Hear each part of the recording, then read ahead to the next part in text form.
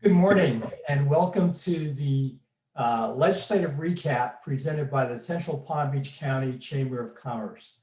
I'm Al Malafato, zooming in from my home in Wellington, Florida, and I serve as the chair of the Economic Development Advisory Committee, as well as co-chair of our Governmental Affairs Committee for the Chamber. And I'm really excited about this presentation today.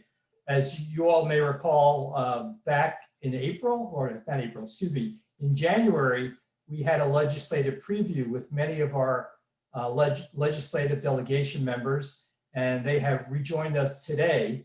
And I'm looking forward to their comments and hearing about the session that recently ended. And I'd now like to introduce our returning moderator. We are privileged to have as our moderator, Michael Williams from WPTV Channel 5, news anchor for Channel 5, News Channel 5, and also the host of the weekly program, To The Point. Michael, it's your show. Thank you very much. Thank you. The honor and privilege is mine for being here. I appreciate all of you who are joining us on our virtual Zoom. Soon enough, we'll get back where we're all in the room together. But in terms of the issues, a chance to connect with you in a very direct way right now. And so without further ado, we're going to bring in all of the legislators who are joining us. We may have one or two who, because of other commitments, will join us slightly late, but we will see. Let's everybody turn on their cameras now, and I will introduce you in the order. We have Senator Lori Berman, District 31. We have Senator Tina Polsky from District 29, Representative Joe Casello, District 90. Omari Hardy is going to be joining us. He's coming in from a flight, District 88. Representative Rick Roth may also be joining us just a few minutes late, so we'll look for him. Representative David Silvers, District 87, Kelly Skidmore, District 81, and Representative Matt Wilhite from District 86. Appreciate all of you being with us. Again, the format, we will have 1 minute. We've got a number of questions from the chamber members to get through. So we really want your top of line thoughts here today to help give people things they can talk with you about later and think about more in depth. But we'll hold you to the minute. We will begin with a minute-long opening comment from you on whatever topic you so choose. Then we'll go forward in the list and backwards. Everybody will have a chance to ask questions or answer the same question. We will begin then with Senator Lori Berman. Again, 1 minute for everybody for everything. Opening remarks, questions, and we've got a number of them from our chamber members, and then closing comments. Senator Lori Berman, we'll begin with you. 1 minute, your opening thoughts and comments, and this wrap up of the legislative session. Sure. Thank you so much, Michael. And thank you to the Central Palm Beach Chamber for hosting this event. Mary Lou, Al, so happy to be with all of you. So the big requirement, there's only one requirement that we have to do in the legislature, and that's to prepare a budget. And it has to be a balanced budget. And as with every year, we did it. And believe it or not, this year we topped $100 billion. It's a lot of money. If many of you remember, in January, we went in with a lot of doom and gloom. We thought because of COVID, our economy would be in such shambles and we would have to be cutting. Well, thankfully, the good news is that we ended up with a very robust budget. Part of it was because some of our economy started to recover, but the other big part was the American Rescue Plan. We took $10 billion from the federal government and used it in our budget this year, and that's why we were able to have such a robust budget. We put a lot of money. We put some money into healthcare. We helped the hospitals out, which have been, under siege because of COVID. Senator Berman, we'll need to wrap up here. Okay, well, so I'm very happy that we had a robust budget and we were able to all support it because it was such a good budget. Thank you. Senator Tina Polsky, 1 minute, please, District 29. Thank you, Michael. Hi, everyone. Happy to be here at the Central Palm Beach Chamber. This is my first year as a senator. I was a state representative before, but now I cover more of the Central Palm Beach area, including Wellington, parts of Lake Worth and Boynton. So I'm very happy to be with you here today. Just overall, I know we're going to get into some of the tough bills and some of the controversial stuff, but just so you know, and I know we have the Democratic members on now and maybe a Republican will join us, but we all really get along very well. And a lot of the vast majority of bills that are passed are bipartisan. As Senator Berman said, the budget was bipartisan in nature, and we all voted up on the budget. And so about 90% of the bills, I'd say, are unanimous bipartisan support. Bills that I passed personally were unanimously voted on. And so we really get along. There are a couple of very contentious issues, and I'm sure we'll get to them today, and I look forward to discussing them all here with you. Thanks.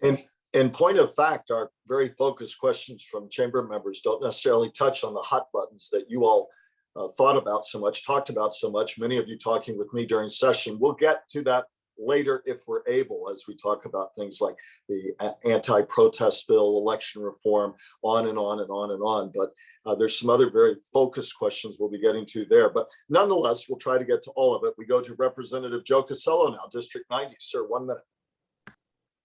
Thank you, Michael. Thank you, chamber members, for having this. It's always good to see friends back here at home. Yeah, this session was definitely different with the COVID restrictions that we had up there. I'd like to introduce myself, Joe Casello, District 90. I cover parts of Boynton Beach, Lantana, Lake Worth, Atlantis, and going out to the Turnpike out west. We had some real interesting bills come forward, and I hope we get to discuss some of them. One of them I'd like to have a discussion on is how the appropriations money was given out this year and the vetoes that happened. The senator talked about over a $1 billion budget, and to have appropriations cut out of that, out of those federal dollars hurt. And I think they need to be discussed today. So looking forward to that. We will try to get to what's top of mind, and we're really, I would emphasize, use this 1 minute with the top of mind issues. Be specific, because we have some very specific questions from chamber members, and in deference to them, we want to get to those. And I don't know if they'll touch on some of the things I'm hearing you all mention. So take your time in openings and closings to do that. Omari Hardy, we are waiting for him to join, and I believe we're waiting for Representative Rick Roth. Don't see him there just yet. So we'll move on to Representative David Silvers. 1 minute, sir, opening comment. Thank you very much, Michael. I just want to thank the chamber for hosting today's event. Unfortunately, obviously, because of COVID, we couldn't do this in person. And I just want to echo something that Representative Casello said. It was a very interesting and a different session, obviously, because of COVID. A little background myself really quickly. I'm state representative for House District 87, which encompasses parts of Lake Worth, parts of all of Lake Clark Shores, all of Palm Springs, and parts of West Palm Beach, and parts of Green Acres. And it was not just we had some legislation that passed during the regular session, but we had obviously the special session that will have a significant impact, I believe, to not just Palm Beach County, but my district with the Palm Beach County Kennel Club located right in the middle of my district. So I'm happy to address those issues with regard to the special session and some of the other legislation that was passed this past session. And Representative Kelly Skidmore, District 81. Thank you so much, Michael. Thank you to all the chamber members. It's always a pleasure to tell you about the things that go on up in Tallahassee. I represent District 81, which is parts of Boca Raton, Delray Beach, Boynton Beach, Lake Worth, and the 3 cities out in the Glades, Pahokee, Belle Glade, and South Bay. I think that, my colleagues have mentioned some of the contentious bills and that it was a difficult session. I think I've already got my eye on next session, which is a reapportionment year, which is always a very, very difficult year for members to get through. So I'm looking forward to addressing all the questions from the chamber. And top of line for me is already.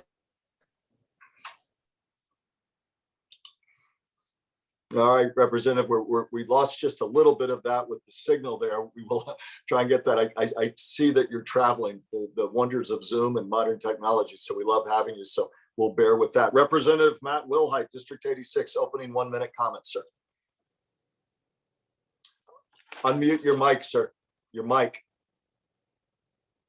So I'm already forgetting these things, and we should be so well versed in this, that's for sure. Thank you, Michael, for having me and my colleagues, us all joining together again, the Central Chamber and Al, Mary Lou for having us here. And thank you to the members for hearing a little bit about this legislative session. And it was unique because we were doing a lot of this. We weren't talking and meeting in person, a lot less people in the gallery or in the testifying in committee. So it it wasn't the normal session. I mentioned that the other day about no Palm Beach County days, and I know many of you missed that. But some of the highlights of things were obviously 11 zeros on our $100 billion budget. Some legislation that all of us were able to pass, some appropriations we brought home, and I'm sure we'll get into those. But I'm most excited about a bill that I passed dealing with prescription drugs and healthcare, working with Representative Casello on a bill to help people separate from their families, or something to help our port, or something for our equestrian industry in Wellington, and just different things, and a myriad of things that help hopefully all of our businesses, our folks, and our people, our tourism to Palm Beach County. And so thanks again for having us, and I look forward to getting to the issues. Thank you. Representative Wilhite, leave that microphone open, because as promised, we'll now go backwards through my list with questions. And I would emphasize, we'll have a segment where we'll talk about your biggest accomplishment. It'll give you a chance to talk more about things you just mentioned, but I also will use that opportunity for a follow-on on the things that you felt. All of you've touched on the controversy. We'll give you a chance to talk about what you felt was most controversial in the session. But we want to get to the questions as promised from you, the chamber members who submitted questions. And so let's start with those very specific questions. Representative Wilhite, one questioner asked, one chamber member, how will the new Seminole gambling compact affect Palm Beach County, or will it? 1 minute. Well, thank you, Michael, and thank you to the chamber members for asking that. Obviously, as it's in Representative Silver's district, but it's going to affect all of Palm Beach County. I mean, the Rooneys bought this facility in 1968, 1969, opened it. It's been a staple to Palm Beach County. It's right there in the middle of the county. They do have obviously poker room, and the loss of the Greyhound track, the racing probably hurt them a little bit. And so I think they're looking to this compact a little bit and working with the tribe to bring some sports book and gambling to that, increase to that. And so, keeping some jobs involved in this.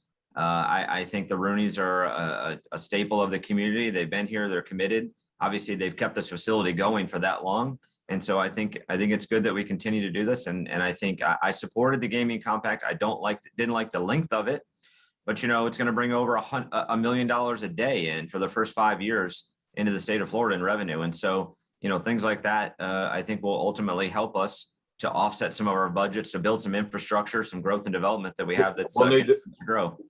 Thank you, Representative Wilhite. Representative Skidmore, same question. How will the Seminole Gaming Compact affect Palm Beach County? Our chamber member asked. And I would add to that, what are the financial impacts directly, if any, that you see happening for Palm Beach County constituents? Well, the dog track has been mentioned.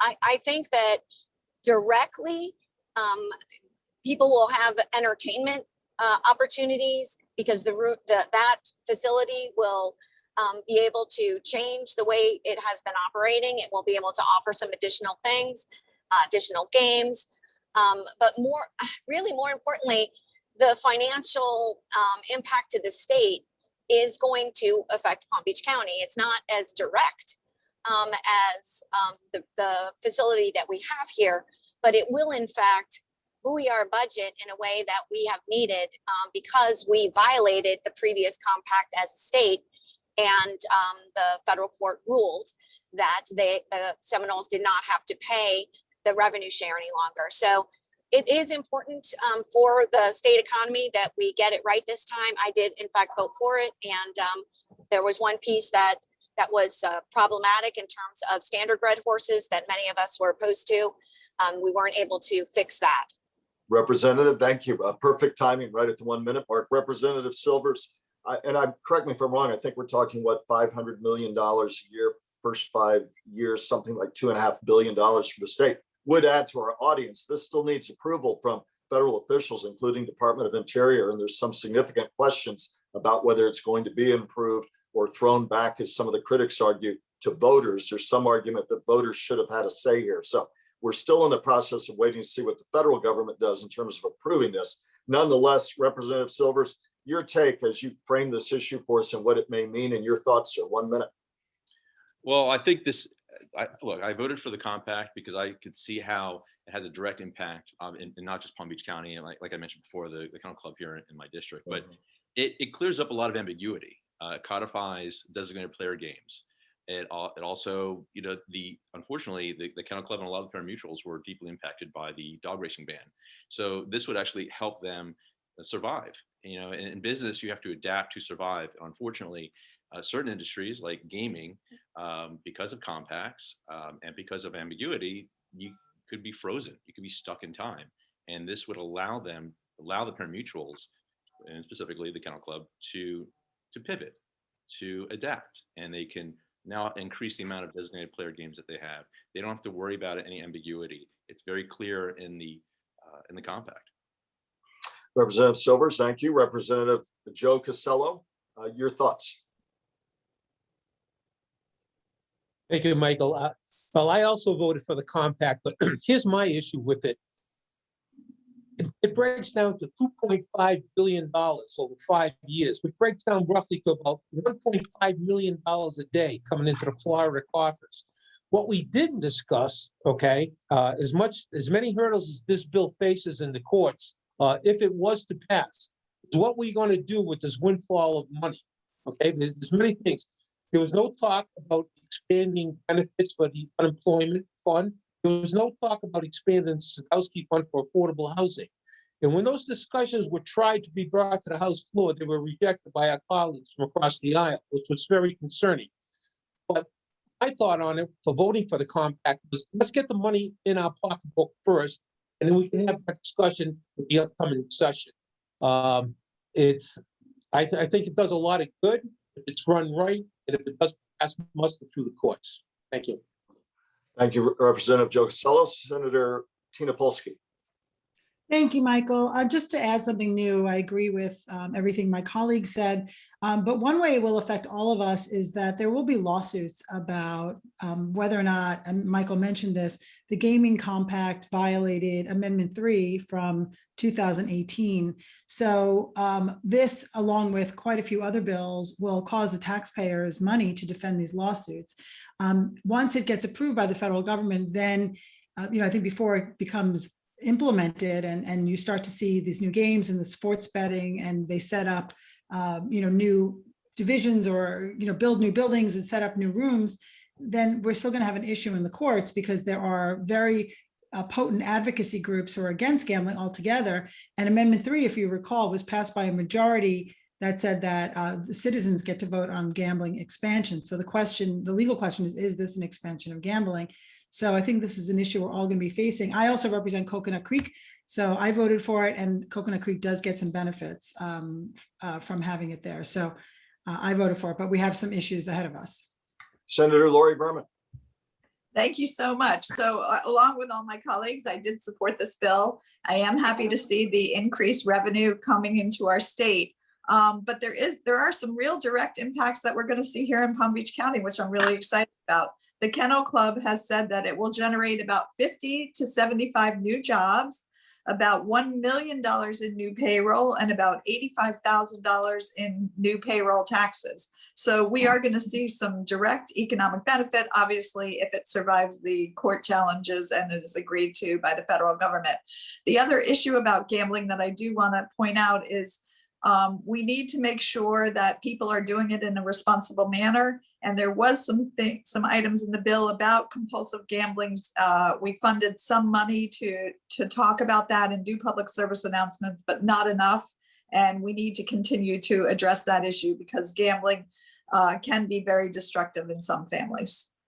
Thank you, Senator Berman. Stay with me, because we'll now go through. And again, correct me if I'm wrong, to our wonderful tech and coordination staff. I do not yet see Representative Hardy or Representative Roth. So give me a high sign. I have gallery view here. I don't want to miss anybody, but right now we'll go backward through our list of questions with Senator Lori Berman. Again, this is a specific question.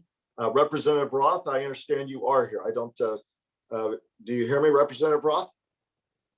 Yes, sir. Can you hear me? I can. That's good to have you aboard. So I'm glad we double checked. Our opening question to everybody, and we'll let you jump in really quickly. The Seminole Gaming Compact and its impact on Palm Beach County. Talk about it. You have 1 minute, sir.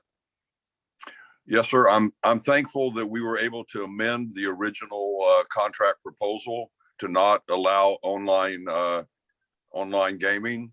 I think it's going to be a good compact for the state of Florida and for Palm Beach County.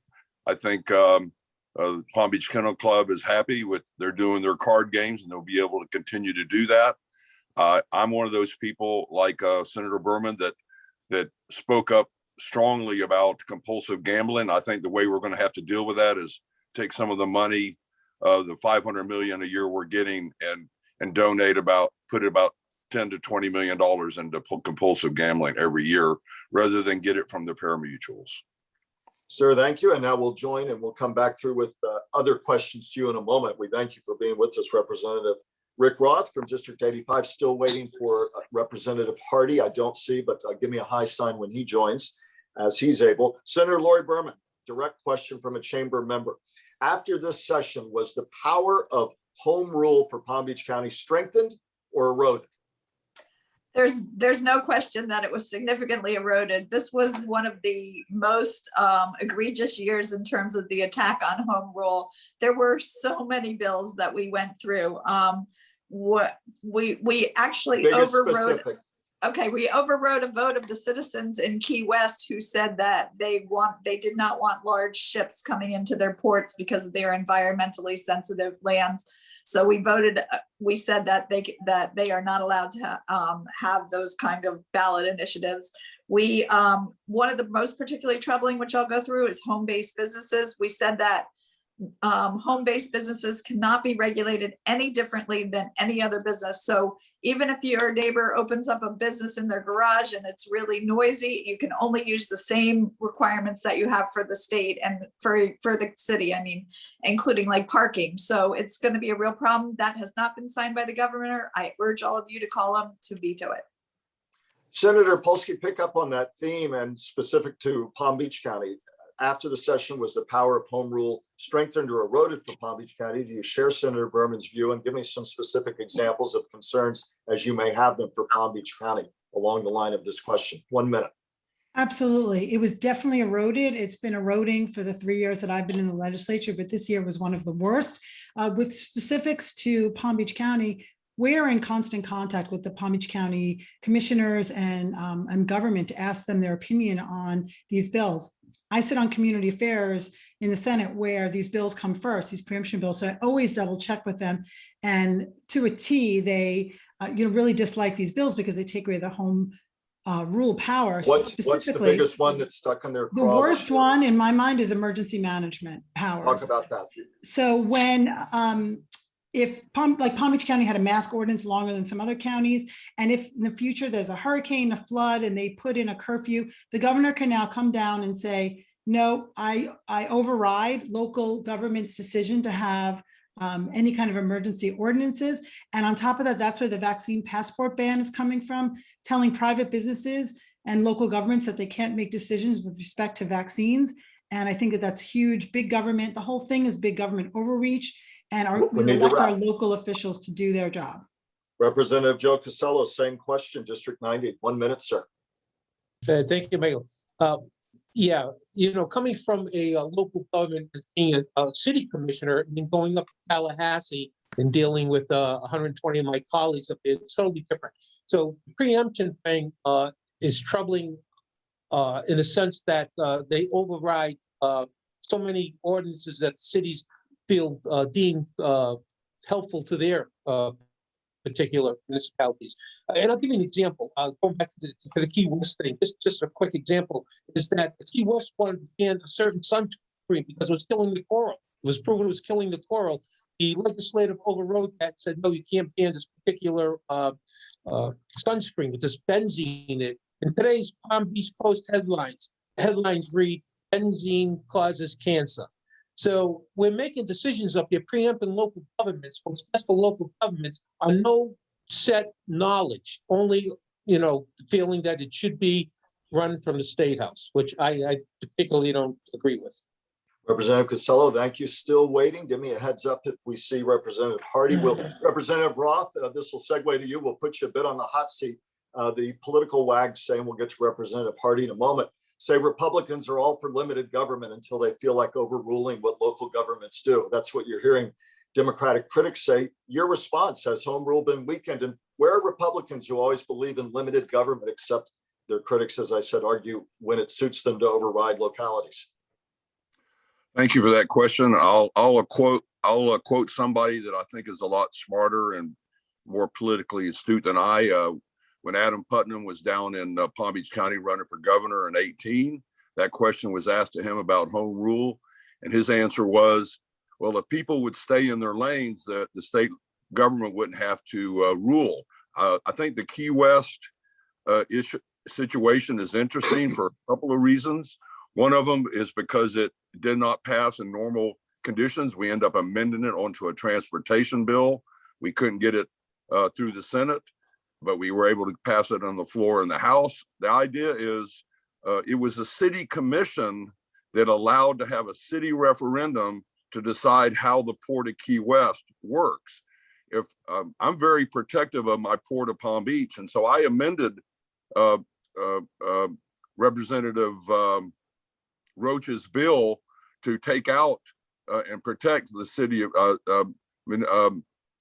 locally operated ports, not ones that are operated by cities like Key West. So it protected Palm Beach. The bottom line is, if people are infringing on state commerce, the state legislature is going to take action. We do not want to slow down state commerce. 95% of the cruise ships were not allowed into Port of Key West because of that referendum. Representative Roth, thank you for your perspective. Omari Hardy, Representative Hardy from District 88, we understand having a bit of technical problems, so let me know as soon as he's able to come up. And Representative David Silver, same question about the home rule issue. Thank you. Yes, I mean, year in and year out, this is not my fifth session. It's been an attack on home rule, whether it's, it's the will of the voters that they're going after, whether it's the Key West local referendum to basically emergency management, what Senator Polsky mentioned. Look, not every county or city is the same, and trying to fit one solution or to all these different issues throughout the state is a little difficult when you've got counties that are much more dense than others.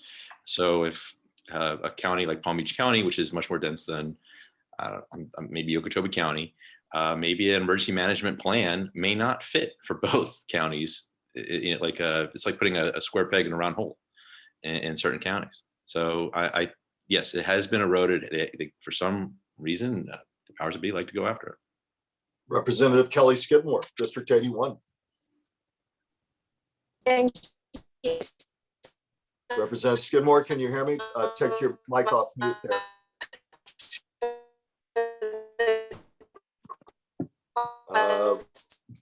Well, I think Representative Skidmore, we're going to have to come back to her. I think her. There is a little bit of hypocrisy happening. Can you hear me? There we go. Hello? Hello? I tell you what, let's go to Representative Wilhite. There we go. Go ahead, Representative Skidmore. And your mic's going on and off. Okay, can you hear me? Yes, I can. Thank you. Thank you for the question. I think there was a little bit of hypocrisy happening in the state legislature because we passed resolutions and memorials about how the federal government can't tell the state legislature what it can and can't do. And we had probably more than a dozen preemption bills. And they were really blown out of proportion. The one in particular that I thought was nonsense was a city in Tampa passed a resolution that they wanted to be carbon neutral by the year 2050. And we were fed the narrative that was going to restrict the number of gas stations that were going to be allowed in the city. And it really was about a goal that we wanted to get to, that city wanted to get to.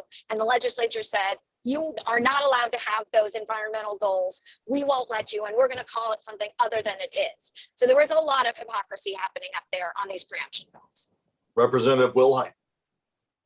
Thanks, Michael. And I think this year was somewhere around 40 bills that were filed that would preempt local government. Dealing with, as also said, the seaport, the residents of Key West voted twice on this issue, and we tried to ride them. Gas station locations and electrical charging stations, and where the county has spent so much money to work on that, the state can override it. In HB1, the governor and the cabinet can override police budgets if they don't like what the cities are doing, if they have to manage their budget. And we're not saying anything about defunding. We're saying just manage their city budget, and police are a part of that, and to override that. Ultimately, there's just so many different areas, the home-based business that was talked about, the cottage industry, just those different things. And, if we're going to work in Tallahassee for 60 days and we're going to try and control all the locals, we're going to have to extend the legislative session, because the locals are dealing with thousands and thousands of permits, the growth and development that they're dealing with, the lack of support with infrastructure and roads that they're trying to keep up with. You know, they're doing a lot of work in the local governments. Again, I was in local government for 8 years. I know how many permits we see and hear every day that affect people's lives directly. And if people can't touch us in Tallahassee to deal with these issues, they go to that's why they want to deal with their locals. They're right there in their backyard at the grocery store. And it's just crazy that Tallahassee wants to try and manage everything. A quick show of hands, and then we're going to go Representative Hardy. I think he's joined us. Do we see legal pushback on some of this? Are we going to see more court fights over what many of you perceive as infringement? Not everybody. Representative Roth spoke to the other side of this coin and equation, but do we see legal pushback here? Show of hands about how forceful that may be, or do localities, I see shaking heads that everybody sort of says that's the way it is. Senator Berman shaking her head. Maybe you can pick that up in your next question. Representative Hardy, I believe we do have a board. If we do, Representative Roth, stick with us there. We'll be coming back to you on questions. Representative Hardy, can you hear me? Yes, sir, I can. Thank you. Thank you. As you join us, we'll jump in with the question others have been answering, and it was about was the power of home rule for Palm Beach County strengthened or eroded this session? 1 minute, please. For Palm Beach County, the power of home rule was somewhat eroded. There was a piece of legislation that affected all county and local governments as regards impact fees. And that applies here in Palm Beach County as well. And so does the legislation that Representative Skidmore spoke about with respect to electrification and clean energy goals. So there was generally an attack on home rule. I should be upfront here. There are areas where I think it's important for the state to intervene. You know, for example, and you know, look, we all saw that moment. If you know, those of us who are Democrats saw that moment in the debate where Kamala Harris confronted Joe Biden about school busing. Joe Biden in the 1970s defended school busing as a home rule issue. Well, segregation was a national issue.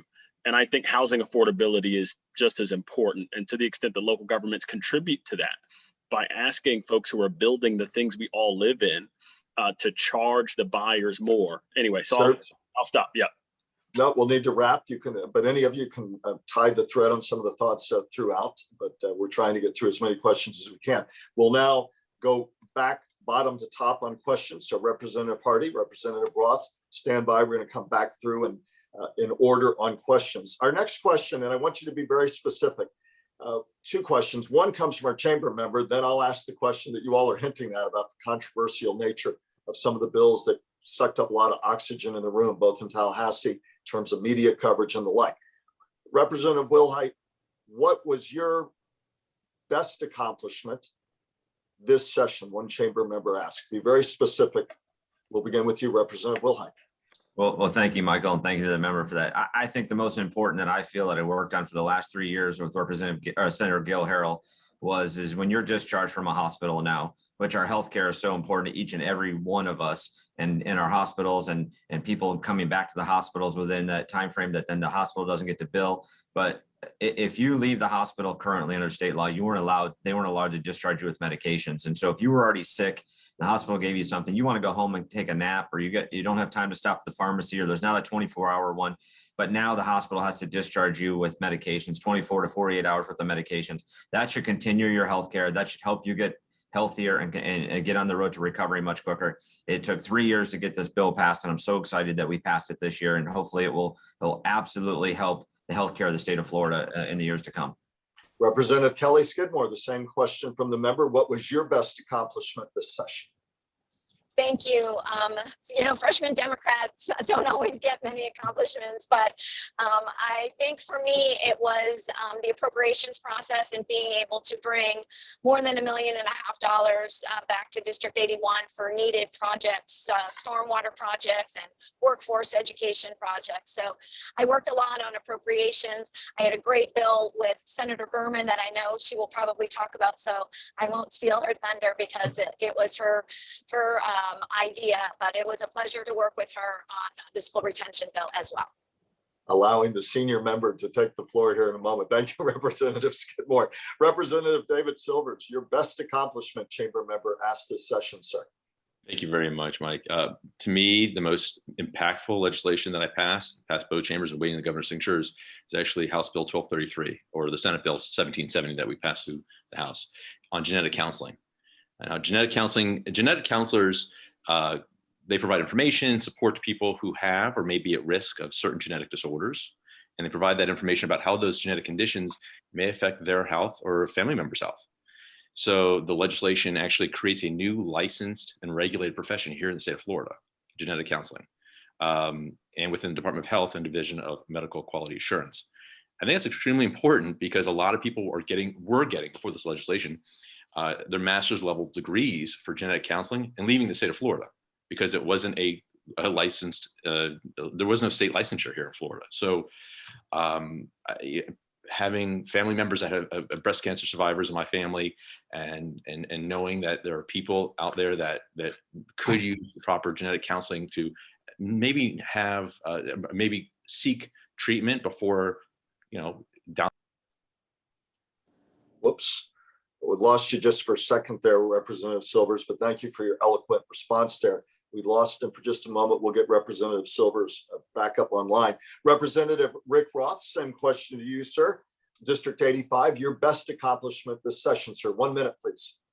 Yes, sir. While my Indian Trails Improvement District local bill was important, the most important thing I did was work on the Sadowski legislation. I was opposed to the splitting up of Sadowski into 3 parts. Explain to Wastewater, people unfamiliar with resiliency. Sadowski legislation. Why do I take support? Why do I take credit? No, explain to people unfamiliar with it. What are you talking about when you talk about the Yeah, legislation? so What is the Sadowski Trust Fund is the Affordable Housing Trust Fund, and they were going to change the bill and give it 3 parts: affordable housing, resiliency, and wastewater. And I went to the speaker and was able to get enough leadership to change the way they were going to change the bill. We ended up with 48% of the money going to Sadowski instead of 33, which translated into $209 million this year, and no more sweeps to general revenue. The Republican Party needs to take ownership of Sadowski. It is a necessary part of infrastructure to have affordable housing. It's a big problem in South Florida, particularly in Palm Beach County. Representative Roth, thank you for your time and insight. Again, stay with us. We'll keep going up and back on the question list. Representative Omari Hardy, District 88, sir, freshman Democrat. Your best accomplishment this session, ask one of our chamber members. That would have to be the $1 million appropriation that not only made it into the budget, but was not vetoed by Governor DeSantis. It's difficult to be a freshman in the Florida House. It is difficult to be a Democrat, and it's doubly difficult to be an outspoken Democrat. And there are a lot of folks who want you to believe that you have to choose between your advocacy and being effective and being able to bring things home to the district. What was the $1 million for? It was for a public safety complex in the city of Riviera Beach. It was very much needed, and I'm happy that they got those resources. Sir, thank you. And again, stay with us. Good to have you and Representative Roth join our panel. We appreciate it. We know you were coming in on a flight. Representative Roth, we know all of you are very busy. We appreciate all of you being with us. Representative Joe Cosello, your best accomplishment, sir. Oh, thank you, Michael. My best accomplishments this session, as the representative before me stated, it takes about 3 years to get anything accomplished out there. It's not an easy thing. Mine, this year, we worked on a bill called the Purple Alert with Senator Berman. We did a great job. We've been filing this for the last 3 years. And this year, it passed both houses unanimously. And it's on the governor's desk to be signed. And what this bill does, it covers between the Amber Alert and the Silver Alert that we now have out there. And it's people with cognitive mental issues that the Silver Alert doesn't currently cover. And this was given to us by one of our constituents, a Beverly Marshall, who lost a son due to one of these diseases, lost his life. So this alert, we're excited about it. It's on the governor's desk, and we hope we get signage on it soon. Thank you, sir. Thank you, sir. And Senator Tina Polsky, your best accomplishment. Thank you, Michael. I'm going to take a little different take here. I'm very proud of my appropriations, millions of dollars to the district, and 2 bills that I passed that are awaiting the governor's signature. But one of the important things we do in the minority party is defense. And sometimes there's really very bad bills. And I took a leading role in the Senate against the Bright Futures bill.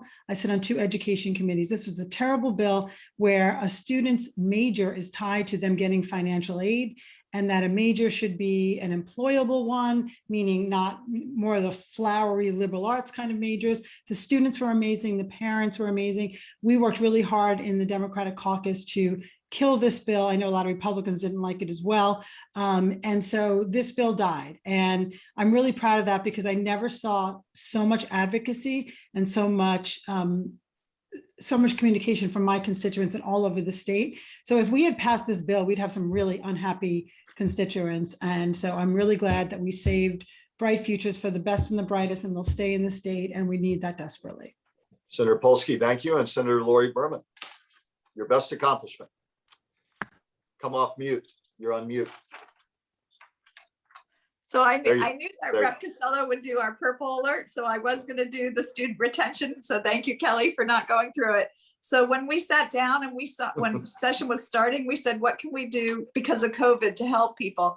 And we came up with this idea that there's been terrible educational backslide for many students because they have to do it like this on a computer.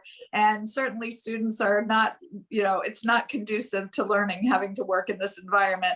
So we put together a bill. We had a little sausage making. It got a little bit changed as we did it. But what the final bill says is any parent of a student in kindergarten through 5th grade can ask for their child to be retained and not progress to the next grade for this year only, just for this year because of the COVID slide. So the bill passed and it's already been signed by the governor. And this week, the superintendent in Palm Beach County sent out a letter to every parent informing them of that. And I'm very excited and happy that the parents will have that choice. Thank you much. And Representative Roth really touched on some of the legislation that will impact the affordable housing question that a member asked. We'll try and go a little more in depth with that later. But I would like to ask you now, I want to interject a question if I may, because thematically, I think it follows along with what some of you were hinting at the outset. You talked about your best accomplishment.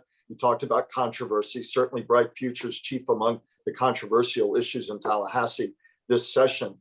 We had election reform, highly controversial. We had the anti-protest, anti-riot bill, as others have called it, now signed into law. I know that it's limited time, but I'd like each of you to talk about what you felt was most controversial. You're thinking philosophically on your concerns, both now and going forward. Senator Lori Berman, you have 1 minute, please. I know it's a lot to cover, but collect your thoughts on what leaves you with the biggest concerns in terms of what you all hinted at about the controversy of the session.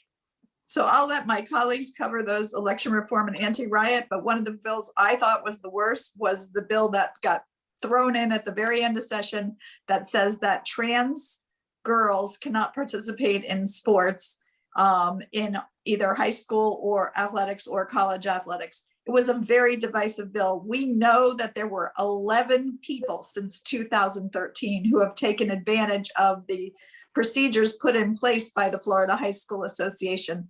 So, and I think of those, only 2 were boys who had transitioned to become women.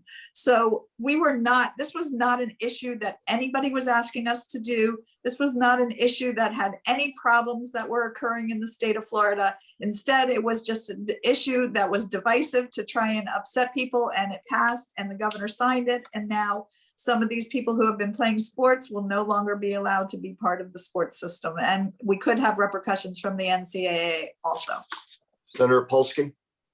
Yeah, I wanted to say in general that we didn't do some things we needed to do because of some of these controversial bills took up so much time. We did not raise the unemployment amount that the Senate offered $100 more. We are one of the lowest in the country, and we have one of the shortest time periods. And that is what all of us were working on during the whole pandemic and dealing with our constituents. So the fact that we didn't deal with unemployment is terrible. The elections bill was very divisive, and again, no reason for it. There was no fraud in Florida, there was no problem. When the Republicans were outvoting the Democrats in vote by mail, then they increased access to vote by mail. Fast forward to 2020, the Democrats outvoted the Republicans in vote by mail. So they turned around and hypocritically decided to shorten the timeframe for requests to be valid, to limit the hours for drop-in ballots, and to make very harsh penalties for supervisor elections, and to not allow people to carry sealed mailed ballots for seniors and folks who can't get to the mailbox or the ballot box. So it's very unfortunate, and it's transparently political and partisan and trying to keep Democrats from voting, and so unnecessary this year when there's so many other things we needed to do. Representative Roth, you heard your Democratic colleague respond to that. Anything else you would like, but election reform certainly controversial. Representative Roth, I'm going to jump a little out of order. Respond to that first, and then to anything else that gives you pause. But first, to what you heard your colleague across the aisle say about election reform. I appreciate that opportunity to speak on that. That was not going to be my choice. I will No, tell you, and we'll get to your choice in a moment. But I Okay, think it yeah. is valid to speak about this. You heard a very direct critique aimed at Republicans and at the governor. Your response to that, then we'll get to your choice thought. Yeah, the simple answer is 7041. Read the bill. SB 90. Read the bill. The bill is not nearly as controversial as people say it is. The bill specifically did go after ballot harvesting, but you can take 2 ballots from anybody plus an unlimited amount of ballots from immediate family, and we increased that. We codified ballot boxes. We strengthened the information requirements for vote by mail. We have the most open system. We vote 14 early voting days in Palm Beach County. We're going to be having ballot boxes all over the place. The only thing we did that seems to be controversial, which I think is not, is that we say those ballot boxes will only be open during voting hours, 14 days plus election day, and only has to be manned. We do not want people dropping off 100 ballots, in a ballot box. You have to do it, and you are limited on how many you can bring, because we want to make sure that the people that are voting are legal voters. Representative Roth, I'm going to let you collect your thought on what gave you greatest pause. I wanted to jump out of order because I know it's been a huge topic of so many, and I thought to directly respond to Senator Polsky's concern would be valid. Let's jump to Representative Costello. What gives you most pause about bills, quote, controversial bills that you saw in the legislature that all of you alluded to? Then we'll jump back to a brief comment from Representative Roth and on to Representative Hardy. But first, you, Representative Costello. Thank you, Michael. And in due respect to my colleague and friend, Representative Roth, it was a bill that was looking for a problem. House Bill 90 I'm talking about. The controversy on this bill here is that after our governor stating that we had the most successful election ever in Florida with record turnout, with no issues of fraud whatsoever, we take on House Bill 90. Now, remember, all 67 supervisors of elections, both Democrat and Republican, said this bill was not needed. It's only going to put an added cost and manpower onto their budgets. They wrote a letter signed by all to the governor asking him not to do this. When we look for advice, I always go to the expert, and I think our supervisor elections have the best handle on what the issues are facing in our election process. Need to wrap, sir. Representative Roth, in fairness, you said you had a particular concern. I'd ask you to keep a little bit more brief because we want to get to COVID-19 and a specific question, but you said beyond election reform, you had a particular concern. In brief, what was it, Representative? Well, I wanted to talk to what was considered. Representative Silvers has to leave. So Representative Silvers, are you still with us where you can speak to this question before you go? Then we go to Representative Roth. Or is Representative Silvers? Why don't we let you, because I know you have to leave because of an appointment. What gives you most pause out of session? Then we'll come back to you, Representative Roth, then to Representative Hardy. But Representative Silvers, you have the floor virtually since you have to get going. Thank you. Thank you very much, Michael, for going out of order. Really quick, when I was cut off at the end, the most about the accomplishments at the end, genetic counseling, that bill, I think at the end of the day will hopefully save lives. So that's what I was most proud of. Now back to what was most controversial for this last session. Look, we can talk about the elections bill where you have all these supervisor elections saying it's really not needed. We've got probably the most successful election and most, and probably the safest, cleanest election in history. Yet we have to make all these changes. If it's not broke, why fix it? But to me, really is the anti-trans bill. And Senator Berman hit the nail on the button. When you're really going after children, I don't think it really matters what your political persuasion is. You had Republicans and Democrats that were voting against this bill in both chambers. So that to me is pretty telling.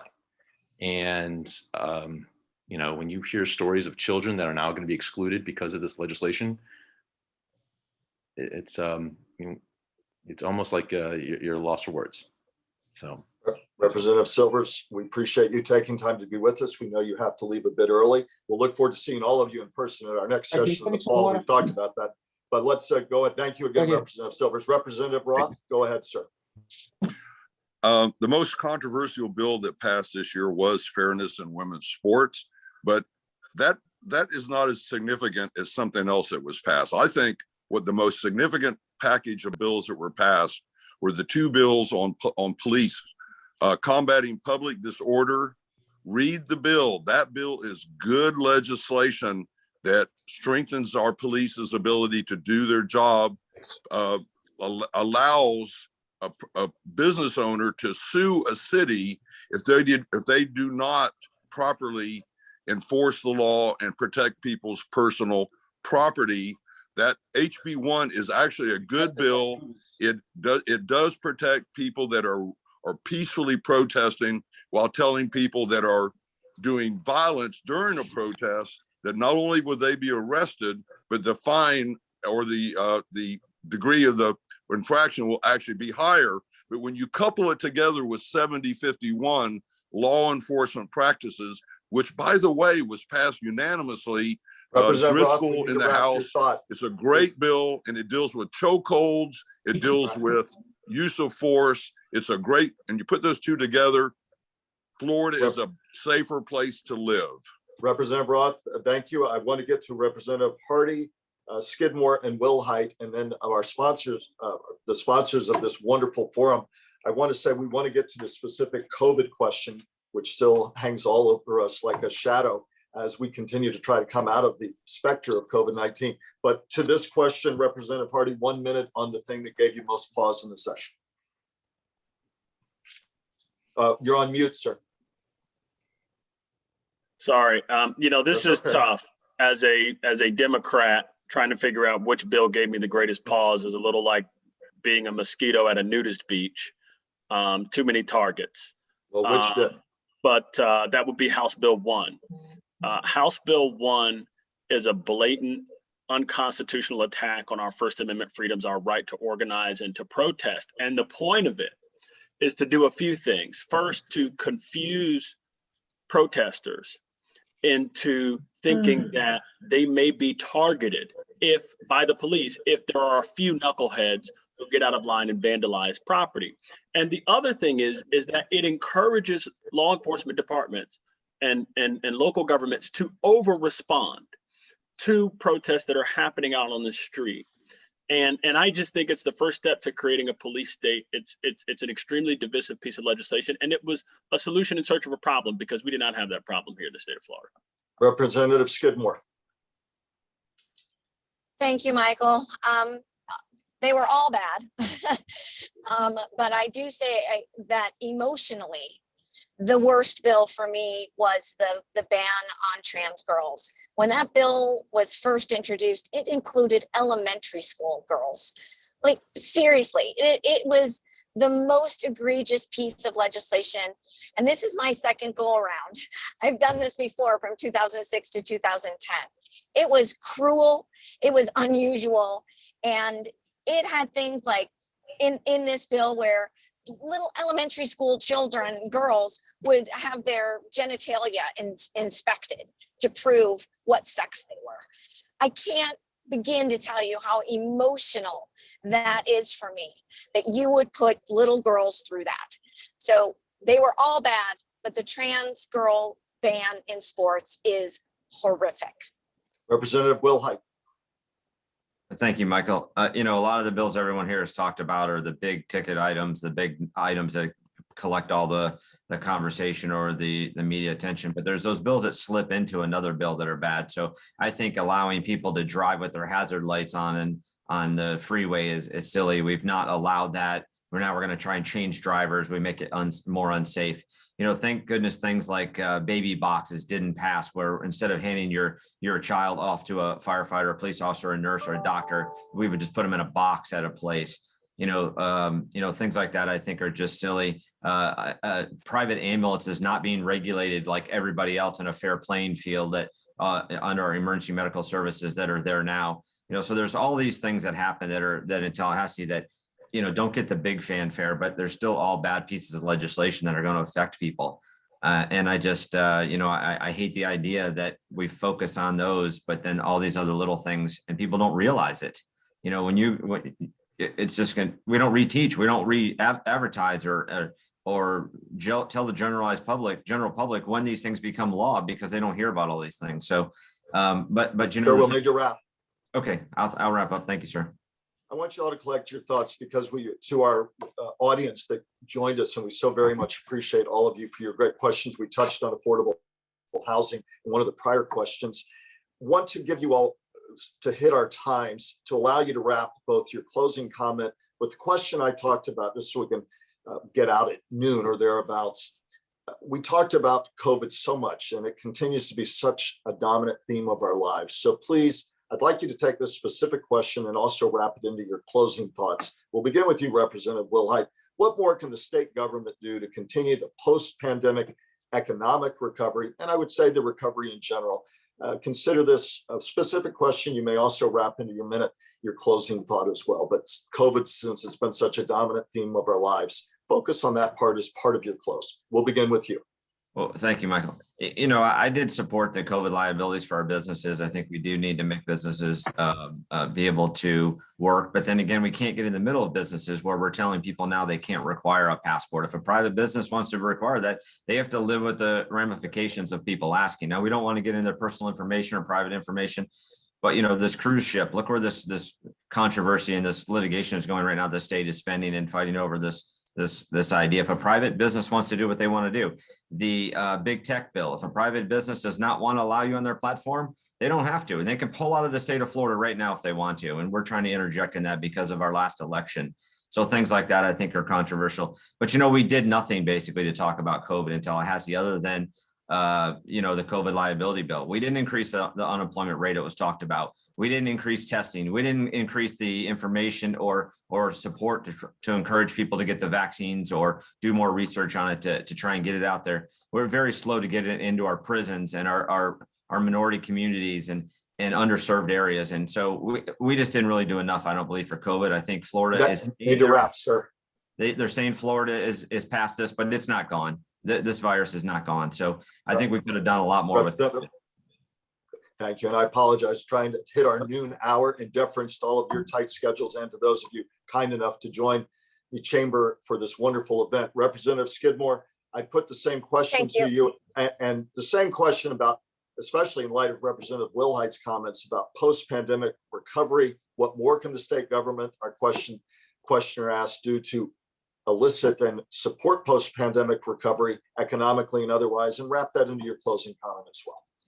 Thank you so much. And thank you to all the chamber members for these good questions. We have to be still very vigilant in getting vaccinations out to populations that have been hesitant to receive them.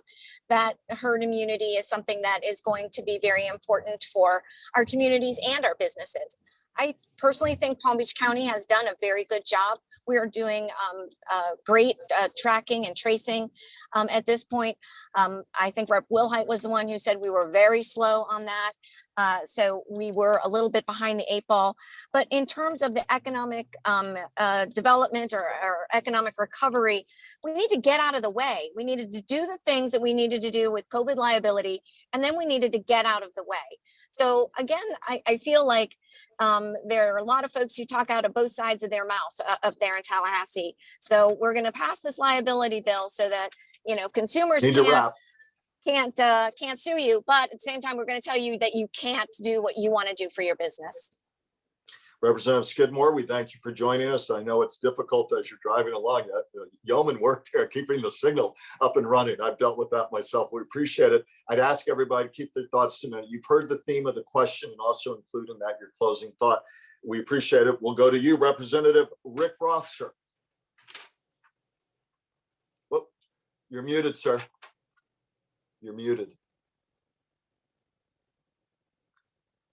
Representative Roth, you're muted, sir. There you go. There you go. Okay, there we go. Somebody else did it. Thank you very much.